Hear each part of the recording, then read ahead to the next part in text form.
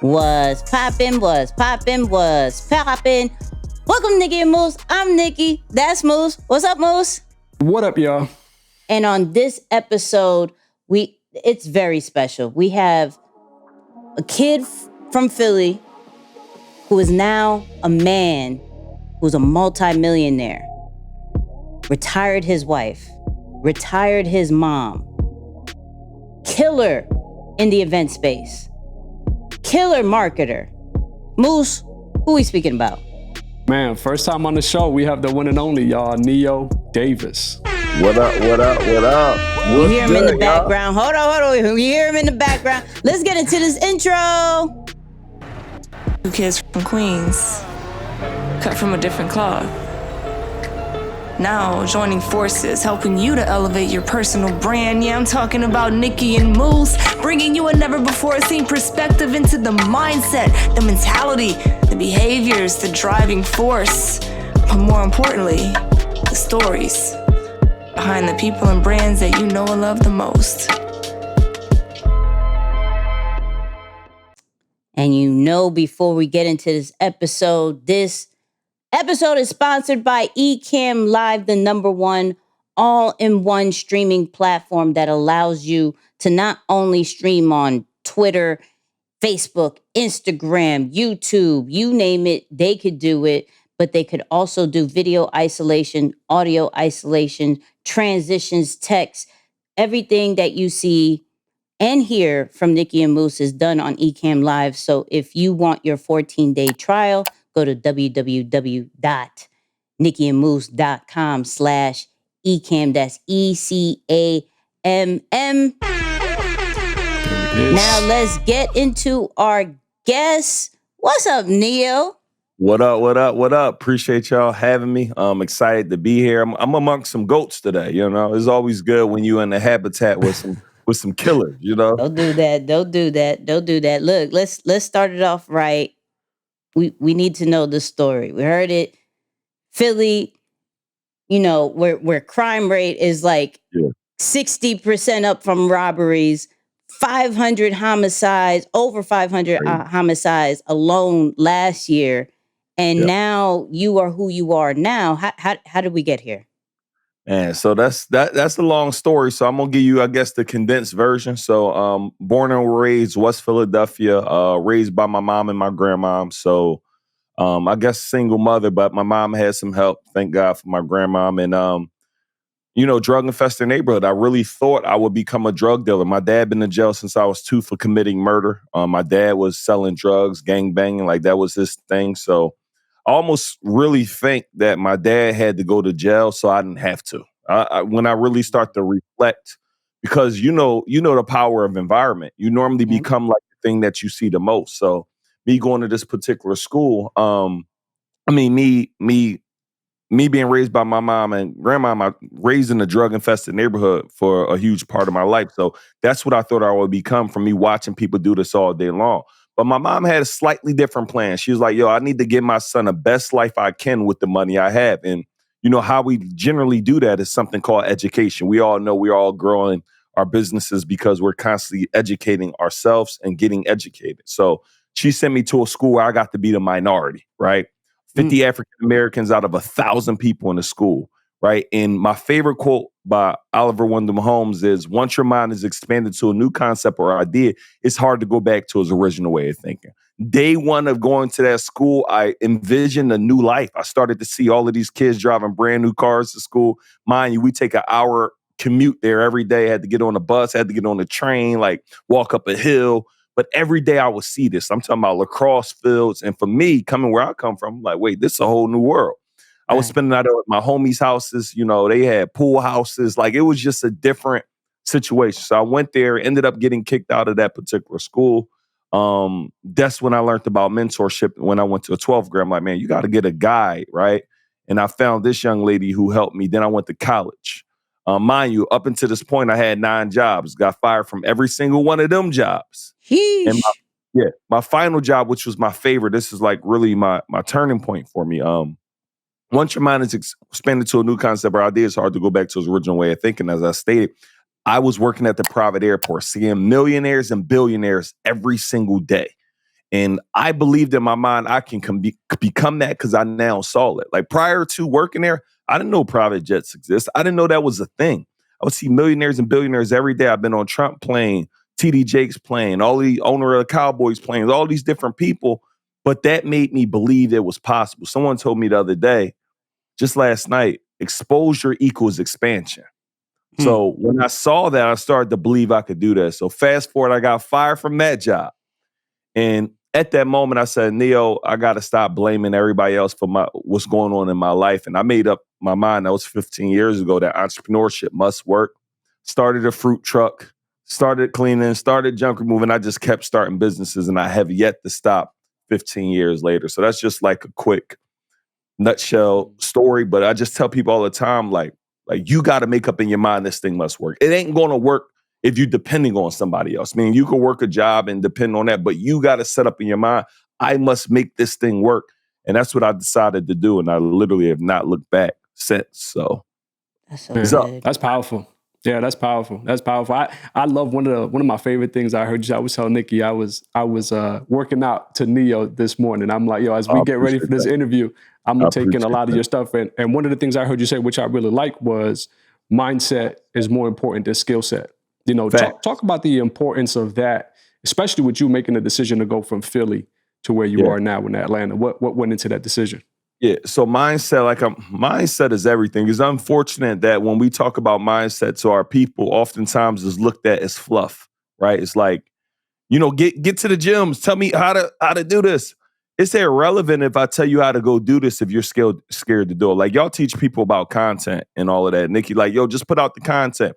You so focused on the likes, you so focused on if people going to share it, if they're going, you end up doing nothing. That's not a skill set problem. It's a mindset problem. You got to believe this thing is going to work. And you also got to understand it's going to take time. What made me make the move to Atlanta, I was doing well in Philly. I was in my apartment, like secretly just making money, just grinding, like doing my thing, right? And I said, yo, it's time. I couldn't call 30 people and just go hang out with them that day. I probably could call 2 to 5 people in Philly. We go kick it and go do something. I could call Runway. I could call Bill Hauser. I could call a couple of the people I helped. But I couldn't call a bunch of people and we just go vibe out. And I realized for me, that is crucial to my success. Like I need to be, we said earlier, exposure equals expansion. So I moved to Atlanta and like, yo, I want to try a new thing.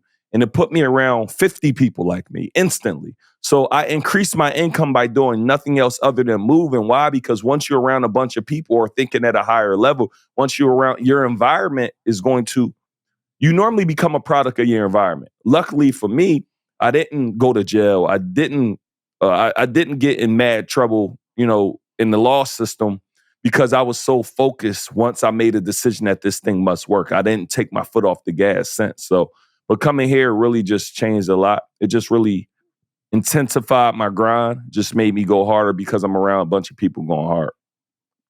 So you're in Atlanta now, but that doesn't mean you don't got some event spaces back in Philly. Doesn't mean you're not making money back at home, right? Fact. So let's talk about that. Like, what got you into the whole event space situation, and kind of where you at right now with it? Because like me and you have conversations now. You talking heavy about certain things, and I'm just like, okay, he has something here. Does he has it in other cities? What are we talking about? Talk about the event space. So I essentially got in the event space world because I was in real estate earlier on, and I kept getting burnt by my tenants. I didn't have a mentor at the time, right? Doug Depp introduced me to real estate, but he wasn't the guy that was coaching me and mentoring me at the time. I had nobody. So I kept getting burnt by these tenants. And I'm like, yo, this can't be the way. So I had a brand in Philly, ironically enough, like, 2022, 500 homicides. We had about 365 or 400 years ago when I started a brand called Peace in Philly. The Peace in Philly brand took off, meaning I was hustling so many shirts out of the back of the wheel, shipping them, like I was doing my thing. And fast forward, like I started getting burnt out. One of my buddies introduced me this concept of vending, where you come set up, sell shirts at different locations. And I'm like, yeah, I'll try it. Went there, made like $1,000. I'm like, wait, you tell me I don't got to go do all this driving I was doing, meet this person, meet this person, meet this person, made like $1,000. I said, okay, that makes sense for me. So then I start doing it over and over and over again. And somebody said, yo, you ever thought about having your own event? So I'm like, no, I never did, but it sounded like a good idea. I'm the guy, Nicky Moose, I'm the try me guy. Like if I hear every business I have or everything I do is because someone suggested I should give it a shot. And I literally go listen because what's the worst thing that can happen? I know what happens if I don't do it. Nothing will happen. So I ended up trying it. It worked. Then I did it again, again, and again, and again. And then someone said, yo, you should look into open up your own space. Mind you, I helped my mentor grow his space, get all these bookings, grow his social media. I'm like, wait, I could do this on my own. Fast forward, I went and got my own space. Then I got another space. And now we literally run these spaces from Philly. And I haven't been in my spaces but like 7 times in the last 2 years, really since I moved here, because I don't go back home as often. And that's been it. And now we're looking at probably going to get, wasn't going to do it, but we're probably going to grab a couple spaces here just cause. But makes sense. that's pretty much what made me do it. And I love just that business. Like you got to really think, for me, my last job, I made $1,500 a month after taxes. And what most people don't calculate in your revenue is what it takes to get to work and come home from work. So I was making 40 hours. I was working 40 hours a week, an hour going to work, an hour coming home, an hour preparing, 55 hours a week, 220 hours a month. I made $1,500 an hour. We start booking events for $700 a pop for a 6-hour event. So when that cash hit my hands for the first time, and I'm like, yo, wait, you tell me I could do 2 events a month and replace my entire job income, it was over. That's when I learned about the power of leverage and making your money work for you so you don't have to work for it. And that changed the game. And that's been what we've been on.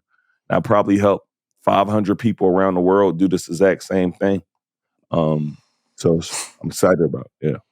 I love it. I love it. One of the things that I've seen you really master and take light to is this concept of marketing, right? I see just the marketing has exploded, which I imagine also really helped to almost fuel the event spaces and almost everything that you ever did, whether consciously or unconsciously. But talk about the importance of marketing and really maybe even give us a little blueprint about the difference between what is marketing and what is branding, the way you see it through your lens. Yeah, so marketing is everything. So for me, I had to get good at marketing. Like most of my counterparts, they were good at running Facebook ads. So a lot of times, a lot of people I know in the industry, whatever industry you're in, is they got good at running cold traffic, which means being able to pay money. I didn't have a bunch of money to acquire customers. So because I didn't have a bunch of money regarding marketing, I had to figure out other ways to be seen, get visible, right? And whether I learned several of these ways on my own, and I learned a lot of these ways from others, it's just when somebody give me something, I go exhausted. Like a lot of people don't exhaust. Like I literally humanly exhaust things until I'm trying to beat it into the ground, the thing that I'm told or the thing that I discover, right? Because if you find something that works, the biggest issue we have is we stop doing the thing that works. When you find something that works, do more of it. My mentor says this. He said, don't get bored with it, get paid with it, right? So every time I find something that works, I just exhausted. So what made me get good at marketing, because I didn't know how to do it the paid traffic way. So I had to literally go discover so many different ways to make money, right? And then when I found ways that work, I just kept going. And the difference, I guess you said, between branding and marketing is I haven't been great at branding myself, meaning I don't want to say like I'm a master at branding. I just keep you gonna know me as the event space person, right? You're gonna know me as teaching people about digital marketing because I just keep putting it out there. I'm standing in front of your face. Like today I opened up my phone, I seen Wallow. I've been seeing Wallow for the last however many years on my phone. Every time I open it up. That's marketing, brand awareness. I feel like they're almost like a marriage, right? Mm-hmm. But you got to put content out there for that to exist. I look at it like out of sight, out of mind. McDonald's and these big companies, they're making a lot of money, but you still see them doing commercials. It's not only to get new customers, it's really to stay on the customer's mind. So I look at myself like that. I want to just stay on your mind, whether you're buying something from me, whether you're supporting me. I want you to know when it's time to do so, who is the guy that can help you? The guy can help you get event spaces. The guy can help you run up a digital bag. I want to just continue to stay on people's minds. So I feel like the branding and the marketing is almost a marriage. So, Moose, you triggered masterclass vibes. So hold on. Let's go there. Let's go there. Let's go there. Let's go there. Masterclass vibes. All right. So, you have done an amazing job growing your personal brand and monetizing it, right? So, my first question from this masterclass situation is, what was in a year? How many followers that you got, like the most, when you look at how you grew your Instagram and things like that? What was the most that you grew within a year and how? So that's a good question. So it's funny. So David was like, I'm telling you, when I get a hold of something, I just burn it. I'm telling you, me and David was at the same followers, right? Like, I don't know where we was at, maybe 57,000 on Instagram, and he was maybe at 60. And I just went down this rabbit hole on just getting visible. So what I did at the time was I was running memes, right? And I was running shout out pages. And for those who don't know, these things are still extremely effective, which are memes and shout out pages where I control the narrative that I want the world to know about me. Meet entrepreneur who retired his mother and his wife, right? Meet entrepreneur who bought his dream car. Like, it's just where literally it's an image of me and it's copy above, and I take that same image of me and copy above and put it on pages. Like, at the time, I paid Shade Room like $1,500, right? They threw this image up, went viral. I got 70,000 followers in a day. Like, you're talking about boom, overnight. So guess what? I found that worker kept doing it. So probably in 1 year, we probably grew about 250,000 followers just doing concepts and strategies around that, right? And that's, again, that's years ago. It's not as effective, but it still works today. Because I just put up a post the other day, similar, when I bought my wife her truck, and we put that on a page. That thing went crazy, went viral, and we grew maybe 5,000 or 10,000 followers between.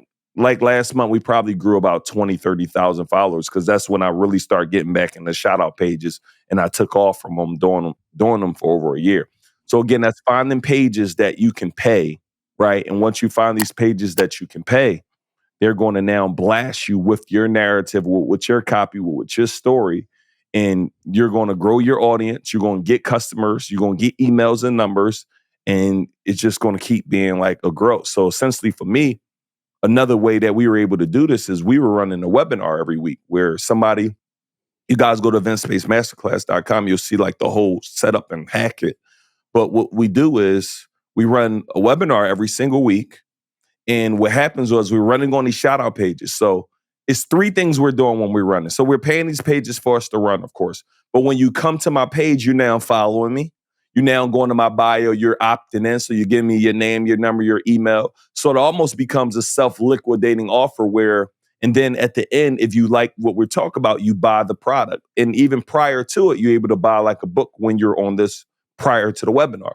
So essentially, like, whatever I'm paying the page, I'm recouping it before the webinar even starts because of the $27 book that I'm selling on the front end. So I'm literally growing my following essentially for free. So I just put all my money into doing this. Not all my money, but a portion of what we were making just back into marketing. And that's what a lot of us don't understand. Like, you need to be putting so much money into marketing and in visibility and the branding and the showing up to events so you can become synonymous with that image. When I think about content creator, Nikki face just popped right in my head, like boom. Like, when I think about just why, but she's put herself out there every day, like she is the news for Instagram. Like, if I need to know something about Instagram, I'm gonna go to her before I go to the Instagram page, right? So you gotta become that in your industry, right? And that means spending some money, going to events, paying for visibility. What it mean? Getting a publicist. I don't know what it mean, but take everything you have extra, fork it back in your brand. Because I tell people this all the time. It will not be easier to get your brand out there next year. or the year after or the year after. Although we got social media, although AI, all these different things, but the cost to acquiring customers are rapidly increasing. So you need to be doing everything in your now to acquire customers and get brand visibility, why it's cheaper for you to do so. Man, that's so good. That's so good. So check this out, right? One time I created, I made a post about books that I recommend entrepreneurs should listen to. And one of the books I recommended, I just did like a short line. It was in the middle of the video. I said, humble people struggle to market themselves in business, so I suggest Purple Cow. I can't tell you how many people responded to, man, that's me. Like, I'm a humble person and I struggle with that. So going off of what you just said, right? What do you say to the person? And this might be some selfish, you know what I'm saying, a little mentorship right here. It is what it is. But what do you say to the person, man, who's like, nah, but I'm humble. I can't be out here like, flexing my stuff on social and showing people what I got and what I'm eating. What do you say to that mentality, really? You know what? I took that mentality for a year. I took off, and I'll give you two answers. One, you just can't care. Like, your grind got to be annoying. Like, this is the year where they prepare to be sick of me. Like, you can't care what they're going to say. People always got something to say. So since you got something to say, I'm going to just keep showing up every single day. So the first concept is that you got to just go put that work in regardless. Who cares what they say? Second thing is, it's not a flex if it's your lifestyle. You're not flexing, right? Now, if you're in the hood, you trying to, like, I saw this interview of Waka, like, you going in the hood, flexing your car, like, yo, and just kicking it, hanging around a bunch of people that may just don't have it, and you just flexing on them. That's a different story. Like, yeah, I got a Rolls Royce, meaning Waka said, I got a Rolls Royce, hanging out in the hood with people who just don't have it, that's trying to figure out their next way they going to eat. Yeah, you're doing it wrong. But if you on social media and this whole big platform, you need to be sharing your stuff. And I'm gonna be honest, I took off from showing a lifestyle. For 2 years, I didn't show lifestyle. I stopped for a year and a half or so. I stopped showing cars. Like, I don't show where we live, where we be going. Like, slowly we do some stories. But I realized that you are inspiring people into action when they get to see that. People are looking at me like, oh, you got a couple Lamborghinis or something. And I feel vague saying that, honestly. But that inspires somebody to be like, wow. So now I put that back in my marketing. Put my hand on my steering wheel, driving, putting the music on, telling them to comment or DM me something because it's inspiring to somebody. So I need to use everything in my ammunition that's going to allow me to acquire customers and get more awareness at a lower rate. And you're able to do that with entertainment. You're able to do that with different things. So I'm telling you, you need to, humble or not, whoever, you need to go put all your stuff out there. Show everything you can. I used to tell people like to do business with people who they know, they like, and they trust. If they hating on you, they wasn't going to do business with you anyway, right? But one of the things that I do, and like, I don't watch TV very rarely. My TV is going to go look at Instagram stories. I sat in the bed last night. I'm like, oh, let me go check my man showing Instagram stories. He just got married. I like looking at his story. I go look at specific people's stories and I just binge watch stories. I like looking at, and a lot of them stories, I'm buying the things that they're recommending or that they're doing. I'm going to these restaurants that they're saying. So if you're not doing that, you are missing out on customers who want to buy things from you, who want to listen to your recommended books and all of those things, right? So I just think it's imperative to just not care in 2023. Like my goal, I want to be selfish this year. Like, when I say selfish, like, I want to be one of the people that they say I was responsible for them growing. I want to be the guy who they say I was responsible for them helping make more money than they ever made. I want to be responsible for helping them discover how to make money online. I want to be responsible for helping them make money with events. So my goal is to put out so much content. I told Nicky we're getting an office here. It's not for me. It's so I could put out so much content, and we got a team pumping around the clock to just deliver value to the world. Because when you give people enough value, you are never going to have to worry about eating. If you give people enough of what they want, you're going to get enough of what you want. So good. Man. So annoy people with your grind. I like facts. that. Bro. Yeah. Facts. Yeah. Look, so another masterclass kind of talk. If y'all don't know, Neo is like the king of automation. Okay. So when you're hearing people saying, yo, I make six figures online, and there's a whole way of going about it, right? Like he could say, yo, type a word and it sends you a DM, that sends you a text, that sends you an email, that pops on your screen and says hello. It's the craziest thing, right? So actually I want you to kind of break down the good and the bad about Yep. automation. Like kind of talk about your structure of how you go about it and maybe some Yep. tools and resources, Yep. but the good and the bad about it. Cause I Yeah. remember we had a conversation where you were like, yo, I did this one bot and it just killed my engagement one time. Yep. Now we're Yeah. back, but Yep. there's some bad to it too. Absolutely. So I actually will start with the bad. So I put this bot on my page. And we say a bot, really much a tool that can really respond for you, that could do a bunch of things for you. But I did it at an earlier time, like when it wasn't really adopted by Instagram, like where they really agree with it. And I remember Nikki used to go live from her phone or a computer. And at the time you were going live, I believe you told me you stopped because Instagram really didn't want you doing that. Right. So when you do something like that, you're basically going against some guidelines and you can expect to be penalized for, and I don't know if I'm saying that word right, penalized, penalty. Yeah, you said it right.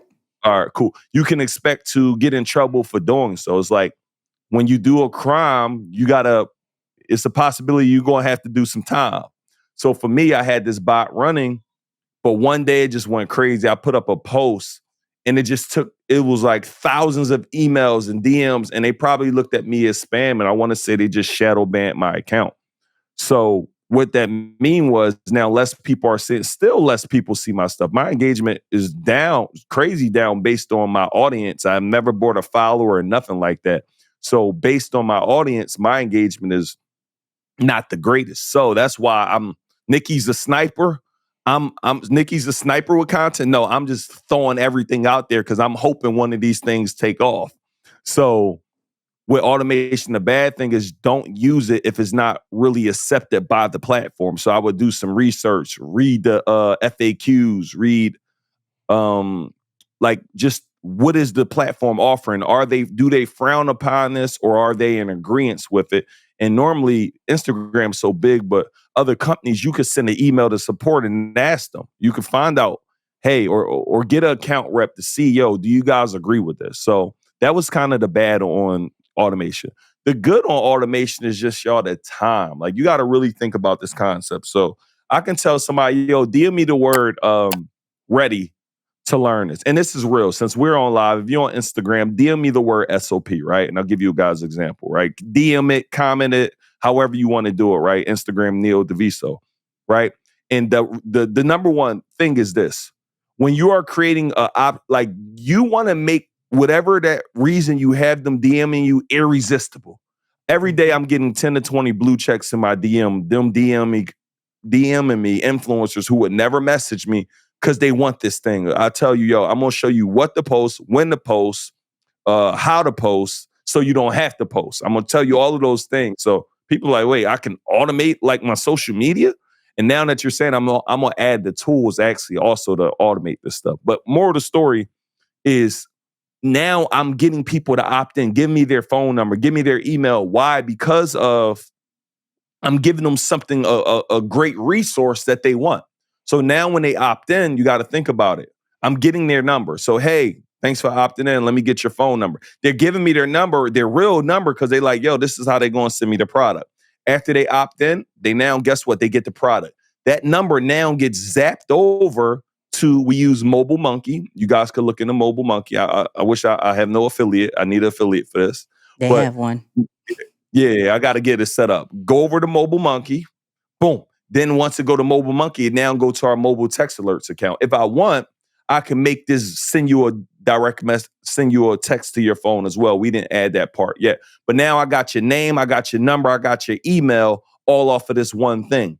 So you got to really think, if you're acquiring customers on Facebook and Instagram, for me to do that, you got to really do the math. Like to acquire a webinar customer or something, it's anywhere from $10 to $20 per lead.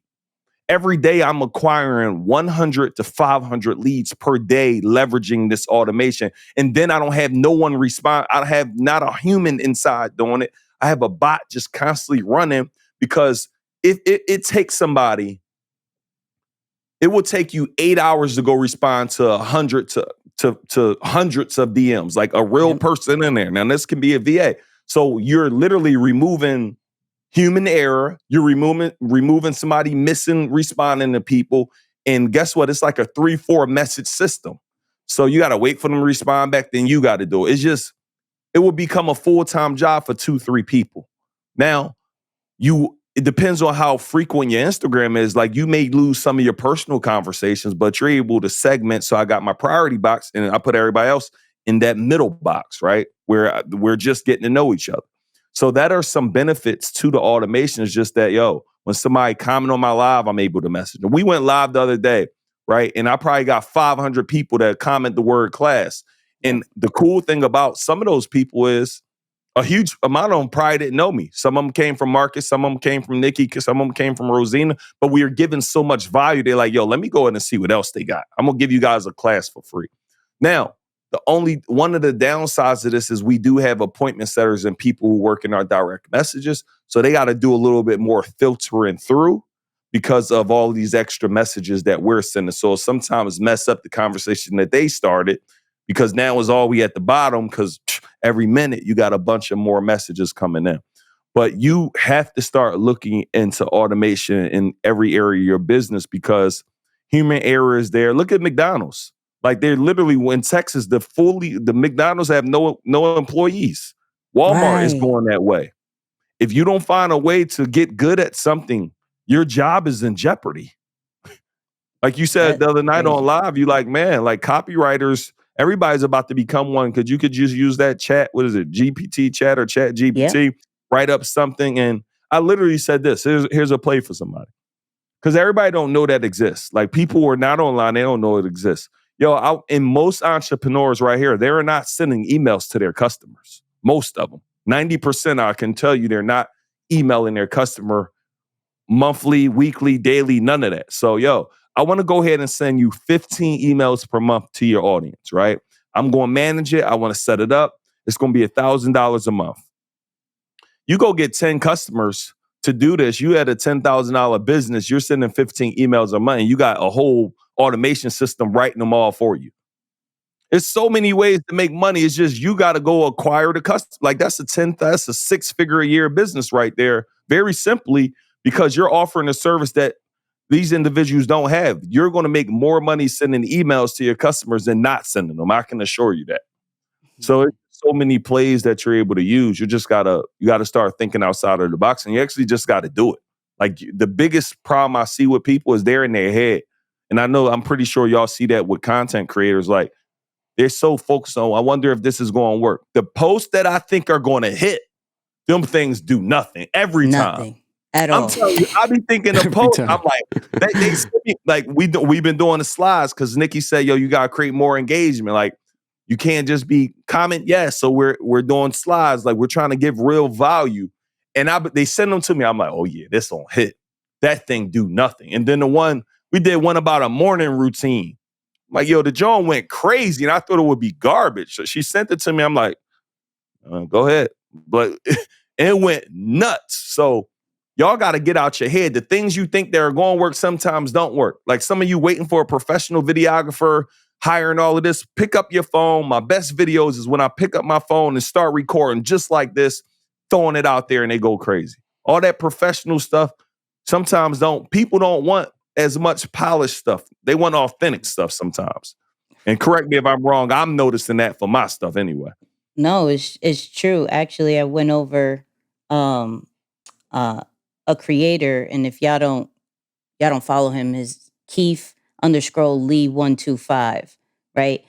He's a foodie. And my man, like, he'll just do his phone and zoom in and zoom out, eat the food, zoom in, zoom out. That's it. And he has 6.5 million followers on TikTok. None of his videos go under 1 million views. All Right. because from his phone showing the reaction. So yeah, people overthinking content. I promise you that. I promise you. Let's talk numbers real quick, because on one of the interviews, they were talking about like breaking these crazy beliefs or just say limiting beliefs, right? Yeah. So give the people some perspective around how much money you spend on marketing and then the most money you've made in a day. Yeah. So how much money I spend on marketing. So would that include? Well, let's say ads. That's probably a better way to, better to get more specific with the question. Yeah. So it really depends. Like I actually don't spend as much as you would think. I spend the average about, I wish I could really pull it up, but I can't. I would say I cruise between about, and this is about 75,000 a month on advertising. Could be a little bit more. That's between shout out pages. That's between Facebook ads. It's between YouTube ads. But going into the season that we're going into, we're probably going to get up to about 200 to $250,000 a month just on visibility. Because I'll give you an example. We're running webinars again. And I personally don't want to be beating up my Instagram how I'm doing it. Just like super comment this. Like I'm going crazy hard right now. The reason why I'm going so hard right now is because my ads aren't dialed in where they need to be yet. It's like ad accounts get shut down. This happened. So because of that reason, I go back to my ninja ways. It's like I go ninja. So my last workshop, let's say I got 5,000 registrants, right? 500 of them were from ads. That workshop ended up resulting in making $135,000. This is just a workshop, right? And it cost me $12,000 with advertising. Everything else was my ninja hacks that got the people there, from the keywords to my email list to sending out texts, right? So that's what we were able to do just recently. I know you said this airs soon, but we were able to do that. But that's what minimum marketing. So now when I start spending $250,000 to $300,000 a month, I'm not really worrying about that cost because it comes back. But my biggest thing is acquiring a customer and keeping them happy so they can rock out with me in a year or 2 years and 3 years, right? Another thing, I want to say this before we talk about the next number, y'all. Listen to me, y'all. I start my most money I made. I started making $10,000 a month, $11,000 a month, $12,000 a month, right? I'm telling you, I felt rich. I'm telling you, like I was at a space in my life where everything was amazing. And I stopped doing all the things that got me there at that time. I'm talking about 10, 11, and then it went 11, 10, 9, 8, 7, 6, 5, 4, 3. And I'm like, I basically had to start over again. I don't know how many years ago. That might have been like 5, 6 years ago. And from that time on, I say, yo, this will never happen to me again. Like, God, I'm happy it happened to me at that level. Do not take my foot off the gas. So a lot of you are going to hit your 10,000 a month and you're going to feel how I felt. And you're not going to give it your all, because sometimes some people call this a $250,000 curse. Once you get there, you just take your foot off the gas. You're like, man, I got really everything that I need. Act like you're not making no money, y'all. I do something called no scoreboard watching, where I'm just putting up shots every single day. I'm not focused on anything like that. I'm putting up shots, y'all. So that's a focus.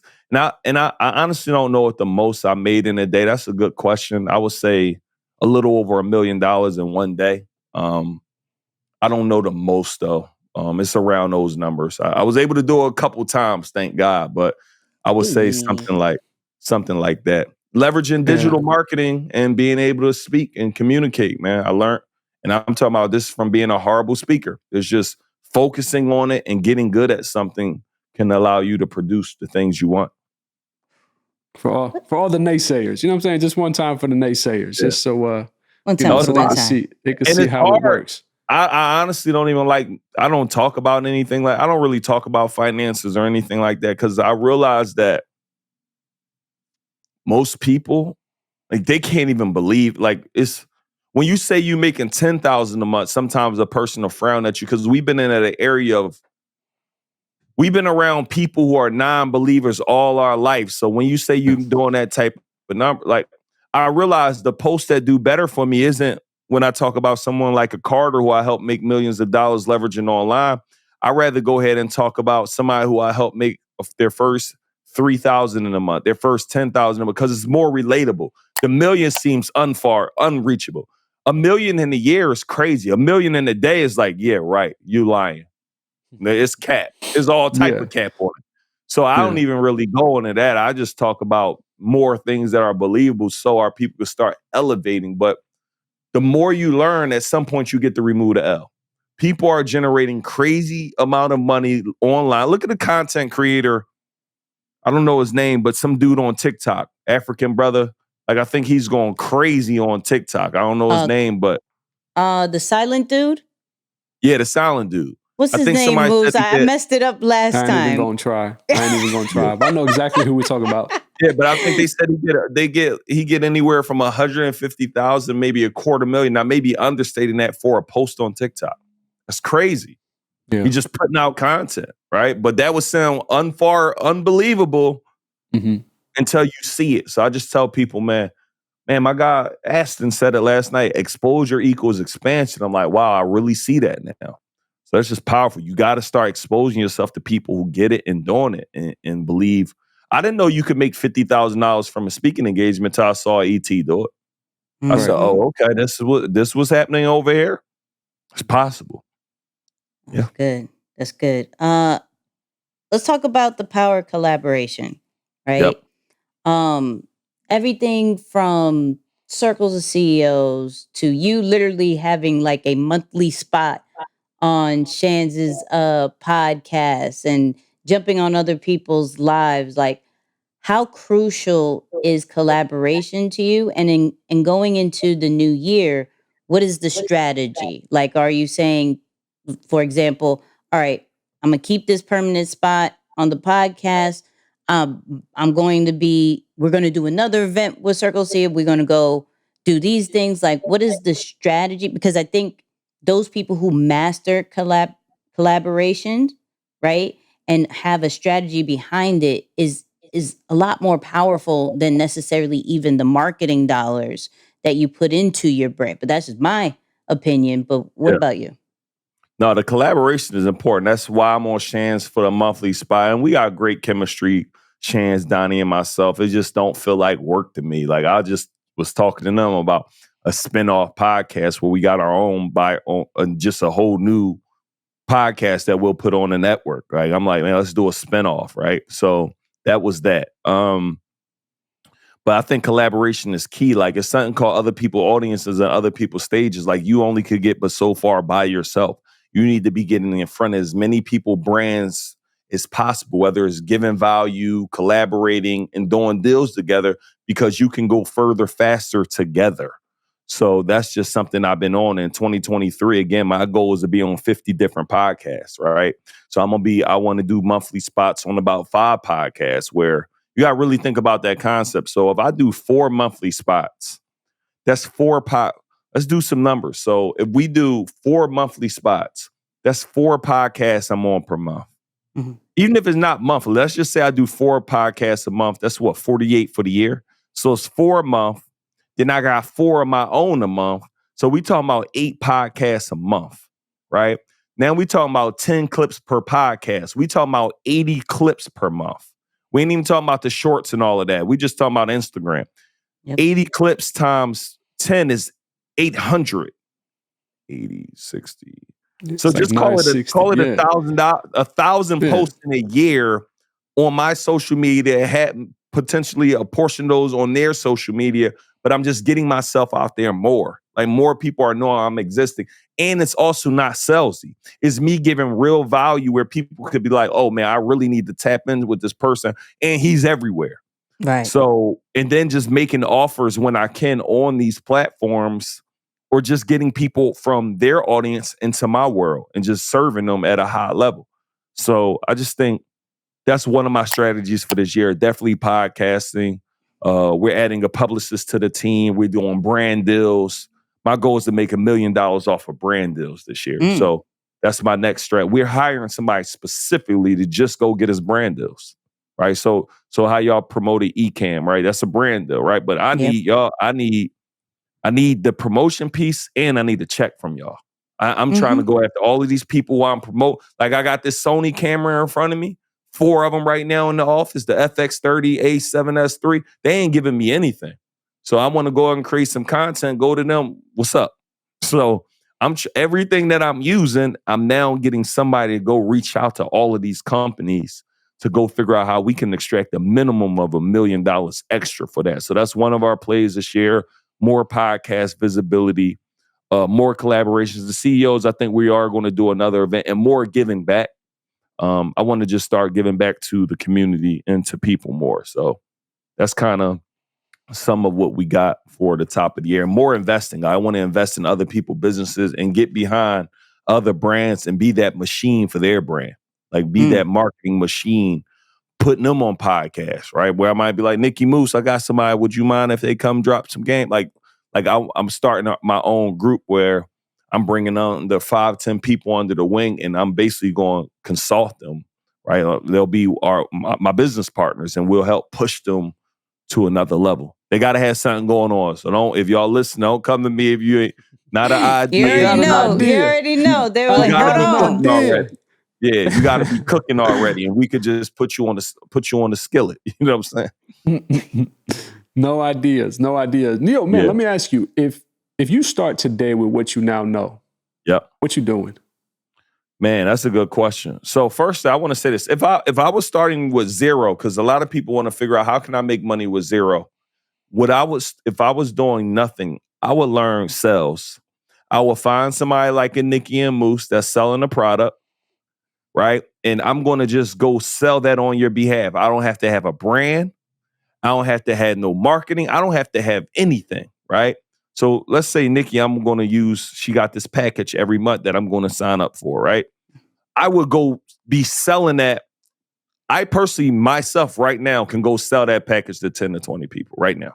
I'll go out there and sell that. And Nicky, I'm going to go to Nicky and say, Nicky, can I get 10 to 20% for doing that? Mm-hmm. And Nicky may say yes, she may say no, but I'm selling a package for you on your behalf so you don't have to do it. And I'm going to go get 10 to 20% of that. Let's call that package $10,000 for a year. I'm making this up. Every one of them I sell, I make $1,000. My goal is to go sell 10 of them a month. I don't need to have a brand. I don't got to do no marketing. I'm just leveraging what they already built up. So I'll be telling a lot of people is, you really could find influencers just like that and sell their stuff on their behalf, and you make your portion for that. Mostly no influencer is going to tell you no to this because you're offering it to them for free, and you only make money when they make money, right? I mean, basically, you're making your money off of helping them make money. It's not, you got to pay me this too. No, go add value. Now, if I was starting over right now, I mean, I would probably learn all things marketing. Like I would just try to learn marketing, like just figure out how to run Facebook ads, I'm not really techie, so it wouldn't work for me per se because I can't set up Facebook ads, YouTube ads. I'm the guy who tell a person to do it and have them do it, but I would probably do some sort of agency. But I really probably would spend a year just learning as much as I can around digital marketing, around sales, around AI, and figure out where can I really stick myself in and just start generating income. So I guess it really depends on what I have, the resources I have, and all of that to really answer it. But if I was starting from zero, that's what I would do. But if I had some money, I would spend as much money as I can on coaching programs, mentorship, and going to events. Because what happens is you're able to create partnerships. I have no clue how y'all met, but I'm going to say it may be an event. Maybe it might be. I don't know. How did y'all meet? It had to do with E. I don't even know what event it had to do with E. Yeah, I'm saying, sure. I say all that to say is like that was an event or a person or something like that. So imagine if you focus on going to one of these events a month and make 3 to 5 meaningful relationships, and you do it for an entire year. In addition, you're giving so much value to your audience. In a year, you are up. New partnerships, new opportunities, new mentors. Like, it's crazy. So I would just try to become super valuable to people, and I would just be showing up till they like, who is this individual?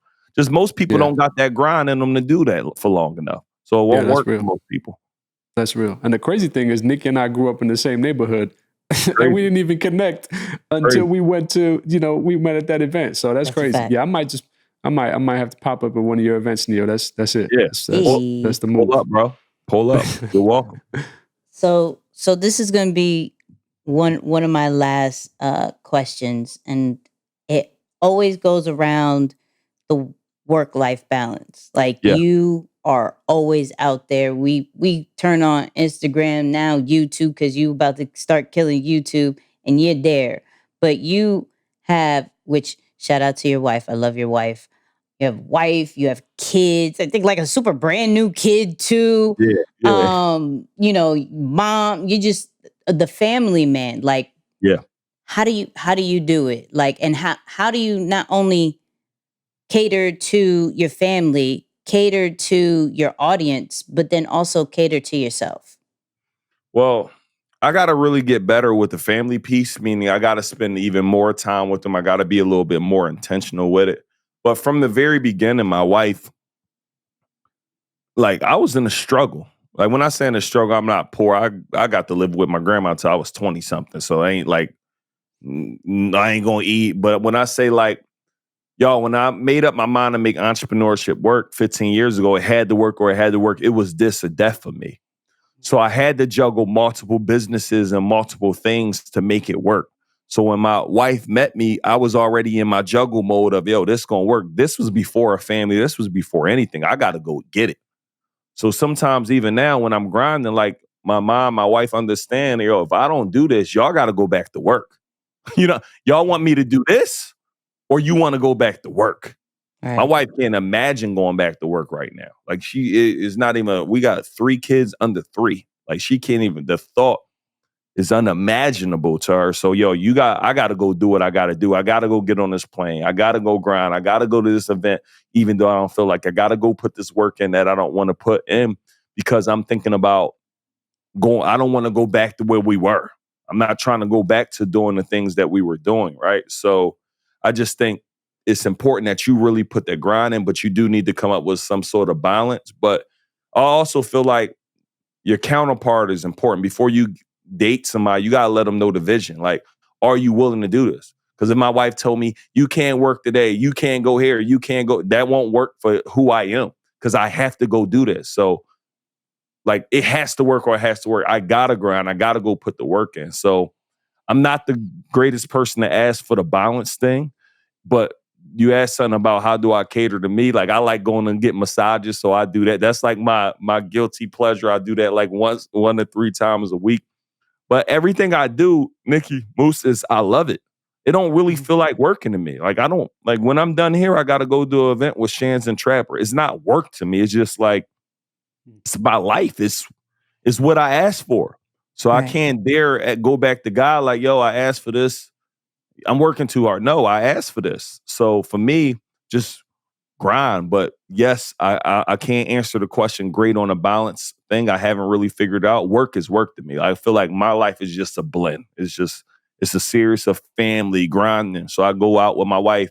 I spend time with my kids. Like my kids are home. They're not at school. So I get to see them when I want. So I just feel like I got a good mix of doing all of them, but I can get better on the family piece 100%. I respect that. Man, yeah, that's awesome for sure. I got a 2-part question, but the first part is, how are you still learning now? You know what I'm saying? Like having read so many books and programs and this and this and that. Yeah. How do you still learn now? Yeah. So man, I'm in so many coaching programs, 400,000 last year. I was in 4 or 5 I'm gonna be honest, I somewhat burnt myself out the last year. I went to every event, I'm outside, but I really love the more you learn, the more you earn. And most people are one connection or one resource away from changing their entire business. So I'm going to these events not to learn everything there is to learn at these events. I'm going to go make a connection. I'm going to go hear one thing. And I became addicted to going to the events because when you tell me something that works, if it works and I do it, I go back to another event because I'm gonna hear something else that works and hear something else that works. So I'm constantly learning. I'm always trying. So now I'm focusing on mergers and acquisitions. So in 2023, that's what I'm putting my learning on. I'm looking to buy companies and learn how to do all of that, right? So that's where I'm putting my energy on. So every year I got 1 to 3 focuses so I can go. Previously, my focuses was how do I become a better speaker and a better communicator? Previously, how do I become a better marketer? I really call it skill stacking. Like once you get good at one thing, you go to the next thing, you go to the next thing. So we should never stop learning. And then you should make it a point to get around high achievers. It's hard to get content when you're around high achievers. I'm talking about everybody I'm around is going hard. And again, you got to choose what works for you. We all different people. So you may be, when I say you in general, our listeners, you may be a space where I've seen a lot of young ladies putting up on their Instagram, this the season of the soft life. And that might mean I'm going to take care of me. I'm going to relax. I ain't trying to grind. I get that. We all in different seasons. I'm in the season of I got to go get it. I don't know when that season going to end for me. There's been about 5-6 years. But one of the things I do to also keep me motivated, I go look at people who was once up that's no longer up. Figure out what did they do wrong. One of it was the environment. There's a few things that contribute to a lot of people who are once up, specifically a lot of entertainers and stuff, but it's normally their environment. It's normally they had to carry the load for their entire friends and their entire family. It's normally they stopped learning. So it contributes to all those things. So I'm like, I'm not going to let my environment stop because I need to be around people who are constantly motivating me and making me want more, right? I'm not going to, like, everybody around me is making money and doing their thing. So it's not a thing where I got to, I provide for my family, but that's not a heavy lift for me. That's my job. I'm not looking at that as, I shouldn't be rewarded for what I supposed to be doing, right? Yeah. So those are just a few things. It's just like, I'm constantly going to these events. I'm constantly investing in masterminds, but I'm doing it around things that I'm looking to learn. And then I'm staying around people who are just better than me, because it means I can't get content and I can't be feeling myself like I got something going on. Yeah, that for sure keeps you humble. High performers keep you humble. That's for sure. That's a fact. Yeah, my last thing. First off, man, thanks for coming on, bro. Honestly, we started this podcast. Yeah, no, for real. We started this podcast in the middle of the pandemic when we just nobody knew what to do, with the exception of the people in Atlanta, because everybody in Atlanta didn't have a COVID. Right, on the East Coast, it was no pandemic here. I mean, we were sold a crazy lie. I felt like I got sold 2 years of my life, but no, we started this thing in the middle of the pandemic, man, and just our way of actively showing light to people and giving them their flowers, obviously, while they're still here. And I know that's becoming more of a popular thing, but for sure, we definitely appreciate you, man, and the contributions that you've been making and just openly giving, right? Like not holding back. Oh, I don't want to tell you how much I spent or how much I made. And not that I care, but it's just a matter of like, you guys got to see what is the fruit of and what is also the investment that goes into everything that's been talked about. But lastly, I also remember, you were probably one of the first people that talked about mentorship before mentorship was cool. Yeah. I think I seen you on Steve Harvey's show, I think way back, right? Like, again, just dating back to it. What are the top 3 pieces of advice maybe you've learned as it relates to significant people who've played an active role in your life? So one of the people who played an active role in my life is E.T. So that was one of my first mentors earlier on. And sometimes mentor isn't necessarily what they tell you, it's sometimes what they do. So for a year, Jasmine and I, we went and met E.T. at this event in Phoenix. And this dude was just filming, and Jasmine just happened to go up to him like, yo, I got a camera.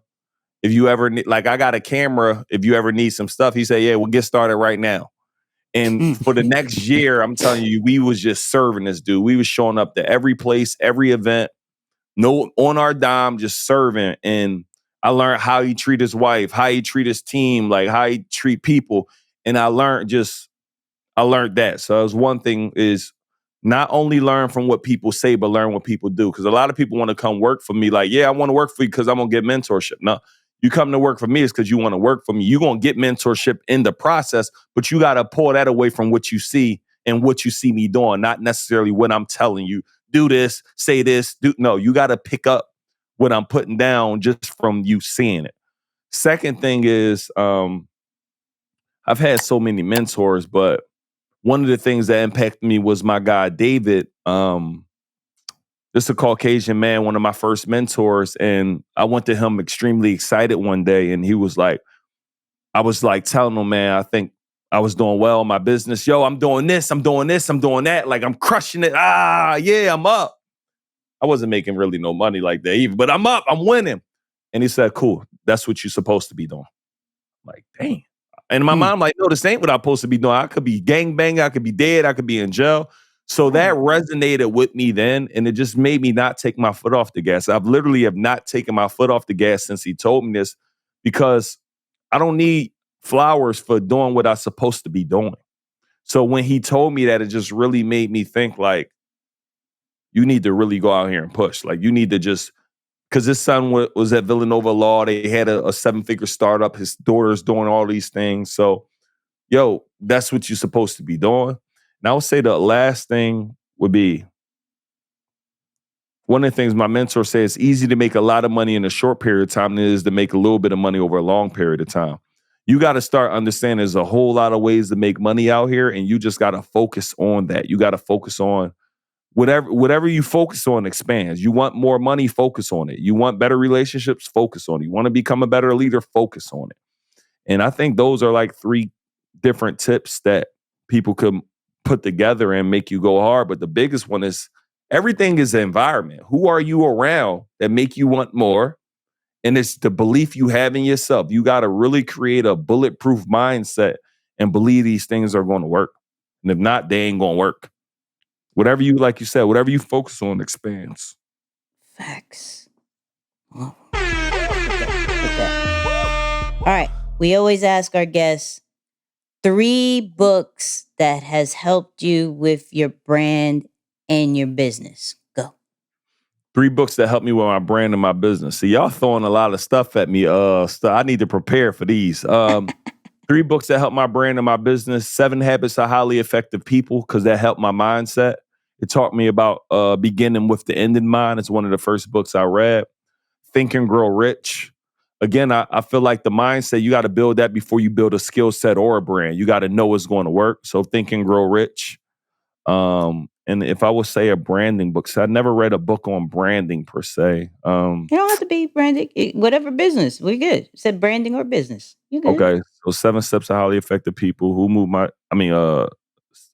7 Steps of Think and Grow Rich. I would say my favorite book of all times is A Better Way to Live by Og Mandino. Just give me a whole lot of things to help my mindset and my businesses. So I would say those 3. I love that. First and foremost, thank you, Neo, Thank for you. all this value, right? This is crazy. I hope the listeners had a pen and a pad, going to replay this about 9 times. We good. Me and Neo have been speaking a lot, so I bet there's going to be some things coming up in the future because our talk on content lately has been different. Both of us understand the importance of AI and things like that. So I I'm bet there's learning stuff from you. coming. I'm learning the importance of AI from you. I'm on it. You ain't going to keep. I'm on it. Oh, listen, it's Gotta it's get a it. vibe. It's a vibe. But tell the people where they can find you, Yep. any programs you have, and normally we let Moose do the last words, but any last words for our viewers and listeners? Yeah. So you guys check me out on YouTube, our Circle of Greatness with Nehemiah Davis. Check me out on Instagram at Neil Daviso. My goal is just really to give you guys so much free game and content to help you grow your businesses. If you want to work with me, you want to learn how to find, fund, and automate a profitable event space, go to eventspacemasterclass.com. And to work with me on a deeper level, right, we help you grow your digital business, go to mastermindwithneo.com. That's NEO.com. And just send me a DM. Just let me know you're a part from this show. And I'll send you some sort of freebie or something that we got laying around. And I guess my last words for this particular podcast is that you must make in 2023, this is your year to truly grow. Like one of the affirmations I want you to adopt and say is, I'm a first generation millionaire and I won't be the last. Like you must put it on your back that you're going to be the person that bring wealth into your family. You got to be the person that put it on your back that you're going to be the person to help your family grow. Like this has to be your year. Like we said last year was going to be our year. We said the year before was going to be that year. But you must treat this year as this is the year. And one other thing I want y'all to do is this is a mindset shift, but start treating every single day like January 1st. Every single day. Why? January 1st, people are in the gym, working on their mindset, working on their marriage, working on their relationships. If you keep that same energy for 365 days, like what's today's date? January 1st. December 25th. What's today's date? January 1st. and you keep that energy, you're going to literally dominate this year. But you got to make up in your mind that it has to work or it has to work. When opposition come your way, it has to work or it has to work. When death come your way, when family members, it has to work or it has to work. When failure come your way, it has to work or it has to work, right? And the same thing when all the success come, it has to work or it has to work. And when you adopt this type of mindset for yourself, everything will change, but you got to make a decision to go all in. So that's my message, man. Go all in, focus on your goals, focus on your dreams, and be the person that the world is going to remember you for.